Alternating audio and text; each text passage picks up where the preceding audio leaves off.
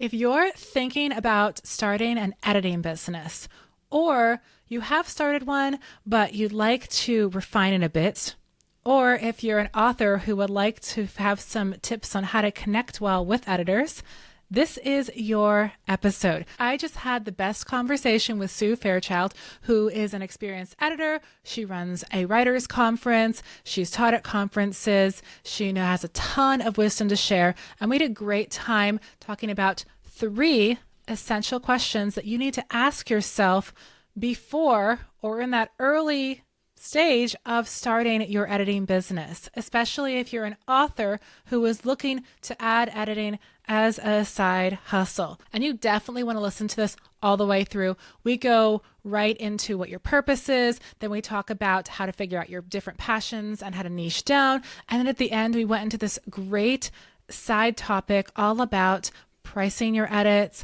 working with different authors at different price points, all kinds of super, super valuable and practical stuff, all from a great servant-hearted perspective that is also all about making sure that you have a profitable editing business that makes sense for you. So without further ado, if you haven't already, make sure you've hit that subscribe button on YouTube or on Spotify or wherever you are listening to this podcast.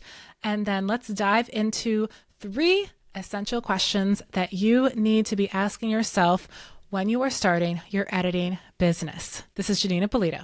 Let's talk.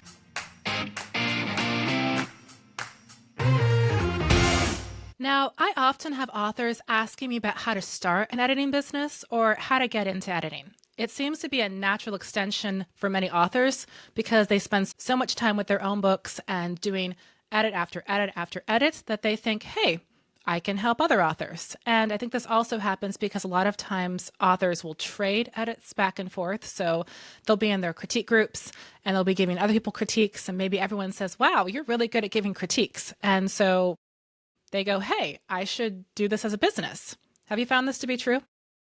Absolutely. And I think in actuality, that's kind of how I started. But then I took that as a launching point and saying, okay, if someone is saying that I'm good at that, what does that mean? And how can I be sure that I am actually good at it? How can I train myself and learn things to actually do the work that needs to be done?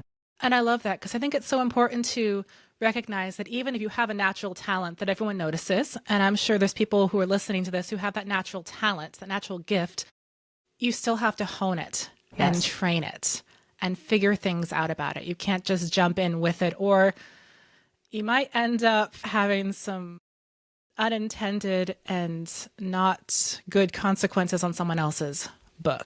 Absolutely. Yep, I agree. So when I considered approaching this topic, you really offered that interesting perspective because I believe you started off as more of an editor, right? It's something that you primarily do. It's not something you kind of offer on the side. No, that is my primary, what I do now. Yep. So share something about this background for listeners. How are you involved in the publishing industry? Where did you end up falling into editing after people said, hey, you're really good at critiquing? What's your background?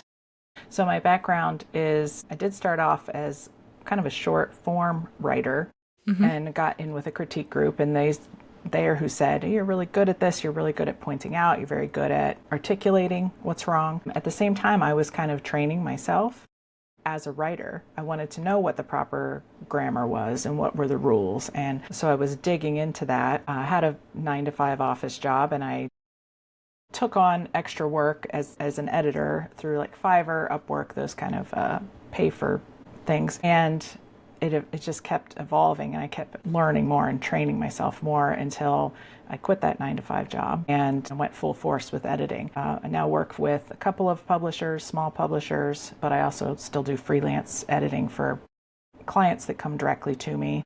And so what kind of edits do you typically do?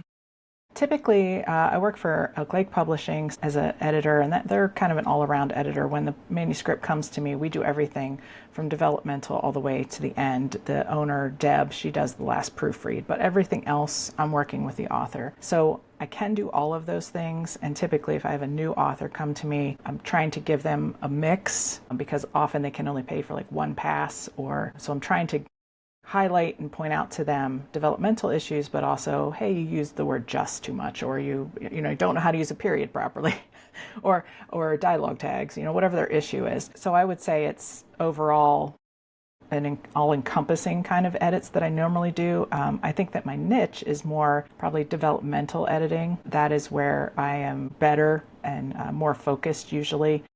All those little grammar and punctuation things do stand out to me, but it's really the overall whole and like plot issues and character issues that I pinpoint. And so, what makes you so interested in editing and in helping new editors? What do you find interesting and exciting about the editing process? And what makes you interested in helping other authors or helping other people get into editing? I think what's interests me the most about the editing part of it is I'm really kind of a perfectionist, and I'm really an organized perfectionist. So I like to read good books, so I want there to be good books out there. And I want authors to have those perfect books. There's a saying that, most books aren't perfect, they aren't error free, but I love it when there is one. I love it when you get that one that doesn't have, or you've missed it somehow because the story was so good. So that's my interest in the editing part of it, and helping authors, especially new authors. I want there to be good books in the world, so I want them to learn, and my editing style is often very teaching. It's not just redlining things and saying it has to be this way. It's comments in the margins saying this is why I've done that, and I think you should consider this or learn more about that. Or so I really like teaching. I never thought of myself as a teacher, but I feel like I'm good at it when it's with new authors, is kind of like directing them as to how to go. And especially because I work with mostly Christian authors, writing for the kingdom is a completely different situation. You do want to be well versed in that and make sure that you're doing it properly so that you're shining the best light. Right. So you don't want, it doesn't matter if you have like 15 Bible verses in there, if the editing is poor, the story doesn't work, the characters are flat, those kind of things. So making sure the whole story is excellent, not just that they're getting the verses right or those kind of things. Exactly. Yes. Mm-hmm. Yeah, and I totally get that, especially when I do my developmental work. I get, you put the comments in with the long paragraphs in there where you're like, you've highlighted one word and you go, and this, and this, and this, and you could do this, and this is why this doesn't work. And you go, well, okay, they're going to have fun reading that. But I really do think authors can learn a lot from that. And then that can also inspire them to, again, do their own editing work. One of my most recent clients, well, actually, she's been a long-term client of myself and another editor who also does teaching work. And now she's off doing her own edits. And so she's doing that now. So it really does seem like a natural step for some authors when they've worked with different editors to start trying to apply that themselves. And yes. Of course, we want to encourage that because we always need more editors in the world. And as much as AI is offering different helps with that era, so far it is not replacing humans in that. I agree. So I'd like to introduce a framing device to kind of help with this whole conversation. Anyone who goes into editing, they should consider their overall purpose for trying to pursue that as a career or as a field or as a hobby. And it really does come down to which of those categories they're in. Are they editing for a specific income, to gain knowledge, to trade services? What do you think about considering this purpose? And when you were figuring out where you wanted to fit as an editor, what was your initial purpose with that? Initially, I think my purpose was I was kind of unhappy, unfulfilled in the job that I had. It wasn't a creative job. I was in insurance. And I am innately a very creative person, always have been. I started out as a graphic designer, but 9/11 happened and all these things spiraled into having a job that wasn't creative.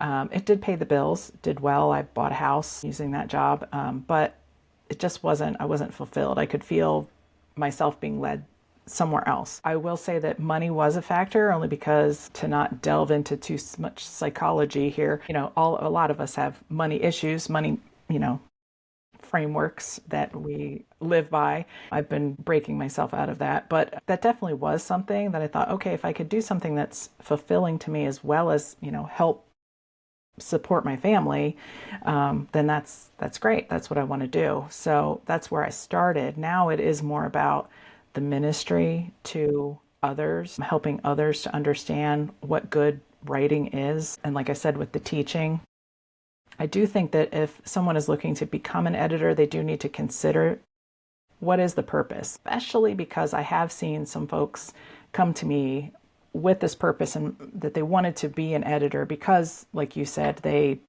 went through an editing process and they thought they were pretty good at it. So, and they're thinking, wow, this could be like an easy way to make money. And then it's like, no, I hate to burst their bubbles, but it's not an easy way. Just like writing isn't an easy way. I think a lot of people think writing is an easy way too. So yeah, you have to, for me, it has to be more than just finance because you're really not going to make a lot of money unless you have a degree, unless you have access to maybe working with larger publishers. But even then, a lot of them are using freelancers, and it just doesn't get. You're not gonna make millions of dollars doing this job. So there has to be some other purpose. Is it to help others? Is it maybe to hone your own skills? Maybe to get yourself published somehow? By making connections. Yeah, I think that you need to pick another purpose in addition to that. I would agree with that, especially because a lot of the bigger publishers, they are using AI whenever they can because big publishing, big corporate publishing, they're trying to cut as many costs as they can because they're Yes, trying to figure out how to stay in business. that's And exactly so they're right. Yeah. using AI whenever they can, and they're hiring fewer editors and asking them to do more work, which Yes. I heard that from Tor, I think it was 6 months ago, where they were having editors burn out who just quit because Hmm. they were asking them to do too much. Yeah. And that's what you have to face, is that you sort of hit a cap of how much you can charge for an edit. And then you have to figure out, well, where else are you going to make money? Or where do I find clients who are willing to pay what I need to be paid to cover taxes Yes. and everything else? The nice thing about an editing job is you pretty much just need a word processor. But taxes are real and they Yes. do take a chunk out, especially when you're self-employed. Yes.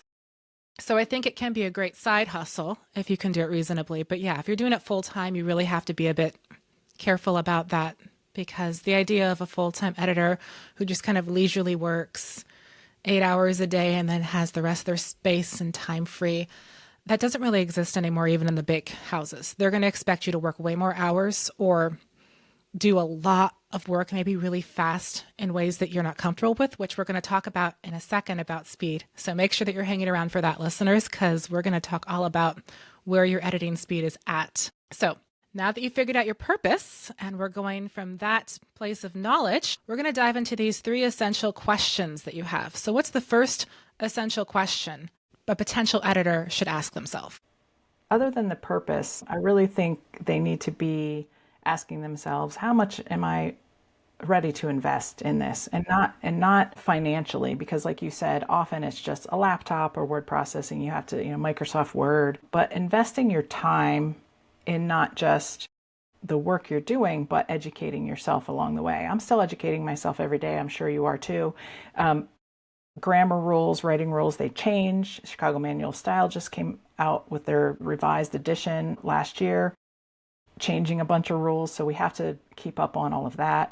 So I think you have to, if you're thinking about being a potential editor, decide how much investment am I going to put in this? Is this really something I want to go for full bore, full time, and try and make it something that I could potentially pay some bills with? Or is this going to be a side hustle? Like you said, what is it you're really actually trying to accomplish? And I think that's the first thing you really have to, other than what's the purpose? I guess that kind of goes hand in hand. How much time are you willing to invest?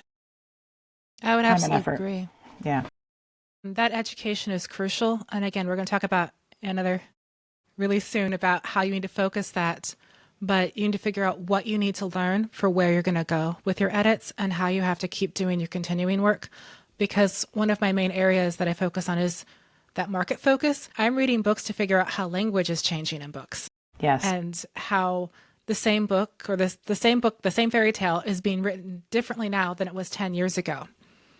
And the word choice is changing. And to make people aware of that and say, hey, this word choice isn't really used anymore. Now you can still use it, but it's not what people are reading right now. And because books and words and language is so tied to people and culture, it's going to keep changing all the time. And then, of course, they're always updating the Chicago Manual of Style or whatever style guide. If you're doing nonfiction, they're always updating the MLA or the APA. But that's what you have to kind of realize when you're going into this. So, absolutely. And do you have any place that you would recommend that people start with their education with editing? I think it again depends on what focus you're going to do. Now, I said I'm in Christian editing primarily, so my main thing that I connected with was the Christian Pen, which is an organization that connects authors and editors in the Christian genre together. They also have educational opportunities and mentoring opportunities. There's an email thread where I learned a lot from just people who had been in the business longer than me. My current contract is derived from someone else's contract that they said, here, use mine and make it your own. Okay, great. Rate schedules, Editorial Freelancers Association for the rate schedule. I think that writing conferences are a great place to start. The Christian Pen does have an editors only conference, which is PenCon. But just writing conferences, whichever ones you can get to close to your home and is feasible financially for you. There's often a lot that are online now. I mean, that's one thing that kind of COVID helped with is there's a lot of online ones now that are more reasonably priced. I'm the current faculty coordinator for St. David's Christian Writers Association in Pennsylvania. So even if they're not specifically talking about editing workshops, you're learning writing, you're learning story structure and plot and character arcs and how dialogue works and how to write a Bible study or how to do a devotion or a nonfiction, whatever find the writing conference that's specific to what you'd like to edit and then learn more about that writing process. So yeah, I think all of that is really things you need to be working on. Also, get whatever style guide you plan to use, get a subscription or get the book and start studying. Yes, it's going to change, but if you have the basis foundation, then you have somewhere to start. Then when it changes, maybe why it changed or what the purpose of it changing was. You have to educate yourself. So, yeah. I would agree with that. And again, if you're more interested in the science fiction and fantasy thing, you should be at Realm Makers and at the Realm Makers conference because there's lots of stuff there. And so you really do need to understand what genres you want to work with and start figuring out how those books are written. And I would say also always be teachable. And I love how you said, you're always learning new things because I think when you're in a place where you get to tell people what to do, although again, they don't have to take your advice at all. That's right. It can sometimes go to your head the more you know, and you have to keep making sure that you're staying humble with that. Keep it servant-hearted. Yes. And with that, the more that you can learn about different ways that people write books, especially if you're working on the developmental side of it, you can say, hey, your structure is a bit off, but I just saw this thing that said you can approach that structure this way. Have you thought about structuring the book this way? And you can't offer that guidance if you don't know those things, if you just kind of assume that you know the right way to write a devotional or the right way to write a nonfiction book or the right way to write a fairy tale. I think that's so important as well to read a lot.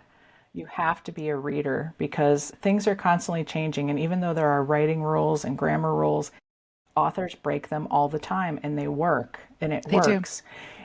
So you have to be reading everything to say, oh, look, they actually head hopped and that worked, but because they did it this way or because, it was clear. So as long as you know the rules, you know how to break them properly, but you have to read and understand what's happening in the industry to kind of keep up with that. Absolutely. Okay, well, that's great. What is the second question that people should consider when they're eyeing up their potential editing business? I think that what is your specific skill set? What are you good at? Like we talked about, I'm a little bit better at developmental editing. Maybe you're better at proofreading. Maybe you're that last person that really likes to find all the final things. There is a niche for just proofreaders, for sure. What genres do you like to read? You talked about I would not be probably someone that would do science fiction, but you are. We each have our own gifts. I find that it's typically what I like to read is what I like to edit, but not always because I do read fantasy and I'm not a big fantasy editor. But historical fiction, contemporary fiction is what I like to read most often, and that's what I edit because I understand the genre. So kind of know what your skill set is, figure out what your skill set is. Where do you want to start? Do you want to start doing all of the edits like I'm doing currently. Or I didn't start that way. I started out with line edits. I started out in a very broad scope. I didn't do only Christian editing. I did everything. That's quickly how I learned that I only wanted to do Christian editing and which genres I wanted to do. So yeah, consider what your skill set is. What do you have more fun doing? What do you understand better? And what would you like to read all the time? Because you're going to be reading these things, especially like with Elk Lake, I read a manuscript sometimes 4 or 5 times through. So you have to like it to want to read it that often. You know, you have to like the genre. I often don't edit romance because it's not my favorite. So, and I know I have to read it over and over again. So think about all those things. Absolutely, absolutely. And that was something where I kind of stumbled into my specialty, which is science fiction and fantasy, although I've also done historical fiction. I enjoy reading it. And there's some crossover there because it's all world building. Theirs is just true. So I get to like fact check, which is always fun because I like to research. But Oh, I love that too. so That's historical fiction makes me happy because I can it makes like me research all terrified. that stuff. Makes me terrified to write it because of all the fact checking, but it's always fun to work with. But yeah, science fiction, fantasy, historical fiction. That's my primary areas, especially when I'm doing the editing part. But I quickly discovered that I liked marketing and thinking about what reader takeaways would be from books. And that became my angle because a lot of editors wouldn't come into something understanding that. And I would come in saying, okay, I can get your grammar and punctuation. I quickly burned out on proofreading just because I was too much of a perfectionist. And I'd be terrified to give that manuscript back because I would be like, I missed something. I know I missed something because I'm not perfect. But having that sort of market focus was not something people did. And it was something I could do. So I started adding that in and saying, hey, I will also read all of the books in your particular genre and tell you if you're matching that or not so that you can decide how close you want to adhere to that or not. So don't be afraid to think out of the box with that. But that goes back to also what your purpose is. If you're like, well, I really like when people get their theology correct in their books, that can be tricky because we have a lot of different denominations. Yes. And that can get really difficult really fast to analyze unless you want to only edit books from your particular denomination. That's something I learned early on in Christian editing was I was putting my own theology in and I'd be like, oh, wait, are you Catholic? Yeah, That let's just changes everything. Hold on, let me go back. Okay. take a step back. Okay, where are you coming from here? Exactly. So when you're thinking about your unique spin, you need to make sure that it's something that you can offer as a service and that it's something that people want as well. People may not care about that as much. They may be coming in knowing what their theology is or knowing what their worldview is, their POV is. They don't need you to try to correct them out of something they're confident about. So you need to think about what people are willing to pay for, especially if making money is a part of this whole journey for you. So what is the third question that you would consider essential when you are talking about starting a editing business? I think it's going to be what kind of speed can you do? How much time is it going to take you to edit? Because that is eventually going to lead to how much you're going to charge and how that all comes down. So you have to know how much time am I spending, which comes down to speed. How quickly can you edit 50,000 words or 100,000 words or a short devotion? What is your rate per hour, both your speed and then your price that you're going to charge? And they're all kind of connected to each other. Yep, I would absolutely agree with that. And for that, it is wise to do some test editing work at a lower price point, I would think. What do you think about people who come on and they say, okay, I'm going to offer edits at a much lower price point to just kind of test things out and see what I'm good at? I think that that's good to start out. And I often counsel new people that, like, do you know a local newspaper in town that could use some help, or your church with their bulletin, or any kind of organization? Like, offer your services even free, maybe for a little while, to kind of get things under your belt. If you are in the industry longer, then I think that that can sometimes undermine other authors. There is, like I mentioned earlier, there is a rate chart that typically we kind of go by, and it's a range. It's not like if you are editing this, you have to charge this amount. There's a range. If you're newer to the business, you use the lower range. If you're very experienced, use the higher range. But to go below that range, then I think it sometimes could undercut other editors, because often authors don't have a lot of money and they might just go with the cheapest, which again, you might not be the perfect editor for them. I have turned down work that wasn't right for me, and authors have turned down me because I wasn't right for them. I don't want it to come down to the money. So I think that that's when you're starting out, yes, I think you should be at the lower end and even maybe give some of your services away. But I have seen sometimes that it's giving away too much. That's a hard line with Christian editing because there is a lot of ministry work going on. I do a lot of still giving away work or severely discounting work for different ministries. It's a real tight balance there, but I do think you have to be cognizant of what the industry is, what level the industry is at for that specific thing. And again, that comes down to your speed. Probably when you're newer, it takes you a lot longer. So if you were charging what a seasoned professional would be charging and it's taking you longer, it's going to be, that difference, it's going to actually be a lot more than the seasoned professional because it's taking you longer. As you go along, your speed will probably increase. I know mine has, especially depending on the genre. I can go through some things a lot quicker. Nonfiction takes me a lot longer because I want to be sure of all the facts and want to be sure that it's correct and you have endnotes and all that kind of stuff.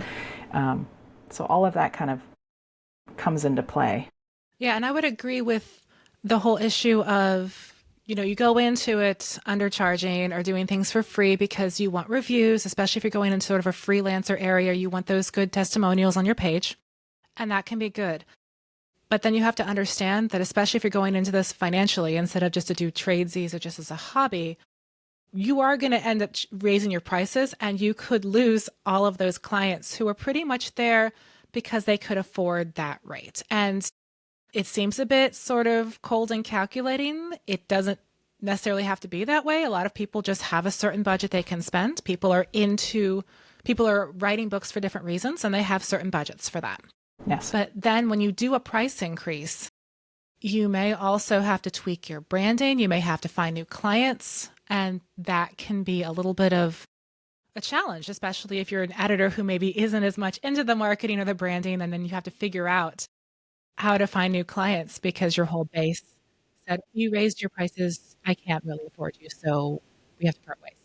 So that is something to consider. And I wouldn't stay at that free or super low zone too long, especially if you're trying to build a profitable business, because it won't be profitable at a certain point. And especially depending on how you're charging for your edits. So are you doing per hour? Are you doing per page? Or are you doing per word? I do per word. So if it takes me longer, I don't get paid more for that. So I have to be a little careful about what works I take on and how much I charge for that so that I'm getting paid if I have to do extra passes on something. I agree. I'm the That's same way. something else to consider. Yeah. I'm the same way. I do per word as well. And at this point, and I'm sure you're the same way, I know how long certain things will take me. I do a sample edit because that always shows me kind of how their writing is, so I can say, okay, I'm going to need a little more work on that, or I'm going to need, and then I don't have a set, like all line edits are this much per word. I have a range as well. It's, if you're looking at, you have a lot more problems, it's going to be this range. If it's really clean, it's going to be this range. But I do agree with that, and I agree with, the whole price increasing thing. I just want to point out that I had someone when I was early on in this career say to me, you're really kind of messing yourself up by having such low rates, because when you do eventually have to increase them for one reason or another, you're really going to upset people. So it's smarter to kind of have almost like a gradual increase over time. So usually mine's like beginning of the year, I evaluate, do I need to increase my rates? What does the EFA rate say? How much have I learned and grown as a professional, and then change that. I have lost clients when I've had to increase rates, but I've also retained clients who understand that this is a professional business. For me, it isn't a hobby. This is a professional business that I'm, cultivating, and it takes effort and time out of my day that I can't be doing something else, doing someone else's work. So, it's right to be paid. I know it's, like I said, in the Christian industry, it's hard because a lot of people want to do ministry. But even if I hire a Christian plumber, I wouldn't want him to come and do my work for nothing. So it's biblical to still be paid for your work. So yeah, I know it's a touchy subject for some people, but It can be. It can be. Like whenever someone comes up to me at church, I'll like say, okay, I can, and they ask a question. I'm like, okay, I can do this much because I know you. And so I will let them know, hey, I'm doing this because I know you. yes, But then I'm done. And anything else I can give you, I'm happy to give you a special rate because I know you. yes, Like you editors, you are allowed to be In-N-Out Burger where you have a secret menu, especially if you have earlier clients who maybe you still want to work with them. And maybe they need a more generous payment plan. Or maybe they just need a special rate. And you're like, well, this particular client, I really am passionate about working with them. So we're going to make it work. So you can have a secret menu, but you can't have that for everyone and you can't do it for everything. At a certain point, you have to say no. mm-hmm. I can't discount myself here. The hours of work it's going to take is going to be too much. And you can also pricing ladder your services. So if you feel kind of bad, you can think, well, maybe I can offer a 3-chapter critique. So my clients from earlier, they can still afford that because it's going to take you much less time. Or I can offer a 1-page critique or those kind of things. So if you don't want to like box yourself in as a really premium priced person, if you still want to work with people of all budget sizes, then consider what smaller packages you can offer for them that will still give them the value they want, but won't make you feel like you are doing a ton of work and just not getting the reimbursement, the compensation that you need for that work. Yeah, yeah, exactly. I agree with that. I have worked with different clients that just didn't have, thousands of dollars right off the bat. Typically, I like the whole manuscript at once, but I have worked in chunks so that they can pay in chunks. Yeah, I've worked with, and same with you. I've friends get a slightly better discount. They get a nicer price sometimes. I have an author. I've done 10 of his novels. I have not increased his price. I know he keeps coming back to me. And also because I have trained him and taught him along the way, his writing is better. So I don't need to increase his rate. But someone coming to me with the same thing that he's coming to me with, it's probably going to be a higher rate because they're newer and I don't know them yet. And so, yeah, you have to consider all that and be flexible. And that's where, for the authors who are listening to this and going, "Oh, there's different things, and there could be different rates," and they might say, "Well, is that unfair?" Well, not really, because you're talking to a private business owner. And again, if In-N-Out Burger can have a secret menu and everything, and Vistaprint can give you huge discounts if you're on their email list, Right. that's just the way it goes. And so, what you need to be thinking about as an author looking for editors, just speaking to that for a second, you need to be thinking about how can I network and find editors that I connect with? Agreed. And how can I continue to build that relationship with an editor? Because it's not just simply about building that relationship of trust, which is wonderful. The editor I use for my books, I'm just going to use her till like forever. Like I'm just like, you're stuck with me because that relationship is there. And she raised her rates and I'm like, fine, like I'm not going anywhere else. I'll just save more for it because you understand my stories. Yes. Yeah, So when exactly. you're looking at hiring an editor, and I know in this day and age, it can be very much sort of clinical or calculating or just, just give me the money and the budget and we're just going to work from there. I encourage you to consider the human factor, Yes. build the relationships, find editors that you work well with, and stay the course as you can with that. And of course, cars break down or you have an additional kid you didn't plan on, or you have a health issue and suddenly you can't afford what you used to afford. And that's fair. We're not shame anyone who has to suddenly cut their budget back on Exactly. that. But it also does help if you can build those relationships, because then when those things happen, if you have a relationship with an editor that you've worked with for a while, they may be able to cut you a deal or work with you in more generous ways when you have that connecting point. Yeah. And it can create a continuity to your manuscripts as well. You don't go to a different doctor every time you go to the doctor. You go to that doctor because they know you, they understand what's, your body chemistry is. They've been with you throughout different things. So, I mean, I know a lot of my authors personally because we've worked for so long together. I know what's going on in their lives and I know, okay, he has said, why I'm going to get you that next book in April. Okay, I know him. It's not going to be till May. That's fine.